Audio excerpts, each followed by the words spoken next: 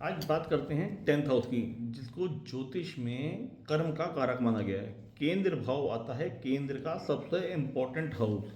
अब इसके पॉजिटिव और इसके साथ साथ इसके नेगेटिव एट्रीब्यूट भी क्या हो सकते हैं उसको थोड़ा समझते हैं। ऐसा माना जाता है कि केंद्र हाउस यानी 10th हाउस जो प्रोफेशन का है, उसमें क्रूर और पापी ग्रह जो हैं अच्छा रिजल्ट देते हैं, क्योंकि ये ग्रह आपके कर्म का है और कर्म के लिए आदमी को जो क्रूर और पापी ग्रह है ना, तो जातक और जातिका को वो प्रेरणा देते हैं, काम कराते हैं। लेकिन अब इसमें एक खास बात है, उसको समझिए। ये जो 10th हाउस में क्रूर और पापी ग्रह आके अगर विराजित हो जाते हैं, तो ये भी घर में कलेश का वातावरण बना देते हैं, खास तौर से फीमेल चार्ट्स में। देखिए, सूर्य को 10th हाउस में दिग्बली माना गया है, और अगर काल पुरुष की कुंडली देखें तो 10th हाउस में मंगल यानी 10th राशि मकर राशि जो आती है, वहाँ पे मंगल उच्चस्थ होते हैं।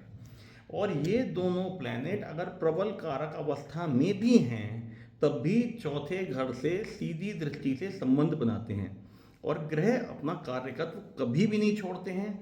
सूर्य और मंगल दोनों ही फायरी प्लैनेट हैं, अग्नि तत्व के प्लैनेट हैं। तो कहीं ना कहीं ये घर में एक कॉन्फ्लिक्ट का वातावरण बताते हैं, खास तौर से स्त्री जातिकों की कुंडली में। अगर वो प्रोफेशन, और ये जो कलेश होगा ना उनके घर में, ये होगा उनके प्रोफेशन की वजह से, क्योंकि 10th house is their profession. ठीक है। अब यहाँ पे एक चीज़ और समझिएगा। जैसे क्रूर और पापी ग्रह जो टेक्स्ट में बोला जाता है कि यहाँ पे अच्छे रहते हैं, मेहनत करने की क्षमता और प्रेरणा देते हैं, यहीं पे अगर 10th हाउस में केतु देव विराजित हो जाते हैं, तो फिर यहाँ पे मानसिक सुख शांति खत्म होती है। क्यों होती है?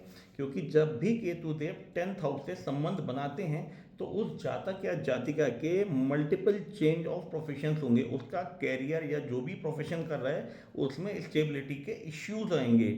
और जिसकी वजह से, चूंकि 4th हाउस से संबंध बन रहा है, तो उसकी वजह से वहाँ पे घर में एक कलेश का वातावरण बनता ही बनता है। तो ऐसा नहीं है कि जो नॉर्मल डिक्टम हैगा कि उसके हिसाब से ही चला जाए। सारी चीज़ों को देखना चाहिए, एज अ होल चार्ट उसको एनालिसिस करना चाहिए। यहाँ बहुत ही कारक अवस्था में बैठा हुआ प्लैनेट भी घर के कलेश का निर्माण कर देता है। तो उन सब चीज़ों को समझते हुए आगे एक्ट करना चाहिए।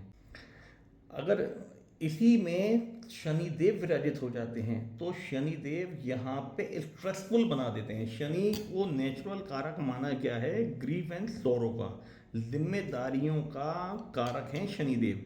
तो अगर शनिदेव दसम घर में विराजित हो जाते हैं, तो यहाँ पे एक प्रोफेशन या कर्मों को लेके जातक जातिका के ऊपर एक ऐसा प्रेशर रहता है कि एक ऐसा बोझ समझ लीजिए जो उसके सिर पे 2400 घंटे राउंड द क्लॉक बना रहता है। अगर यहीं पे राहु देव विराजित आ जाते हैं, तो क्या व्यक्ति की परिस्थिति हो जाती है, उसको मल्टीपल, राहु तो मल्टीफोल्ड करते हैं ना, तो उसको हर चीज़ें कई कई तरीके से या कई मल्टीपल प्रोफेशन में जाने का सोचेगा, जिसकी वजह से फिर उस एटीट्यूड की वजह से, क्योंकि 4th हाउस से यानी सुख भाव से संबंध बन रहा है, तो जो घर का सुख चैन है वो खराब होने की संभावनाएं बढ़ जाती हैं। क्योंकि यहाँ पे 4th हाउस को सुखेश बोला गया है, यानी मन की शांति। तो जब आप मल्टीपली इस तरीके से प्रोफेशन में लग जाएंगे, तो आपको कहीं ना कहीं मानसिक रूप से आपको चिंताएं बढ़ेंगी, चीज़ें आपकी डिटेरियोरेट होंगी। तो ऐसा नहीं है। एक पॉजिटिव फ्रेम भी है, एक नेगेटिव फ्रेम भी है। पॉजिटिव फ्रेम ये हैगा कि आपको यहाँ पे काम करने की बड़ी अच्छी क्षमताएं मिलती हैं, आपके अंदर वो ऊर्जा आती है काम करने के लिए। नेगेटिव इम्पैक्ट कई बार ये निकल के आता है, क्योंकि ग्रह के कारकत्व तो उस तरीके के हैं कि यहाँ पे सुख भाव में कहीं ना कुछ 19-20 की स्थिति बनती है।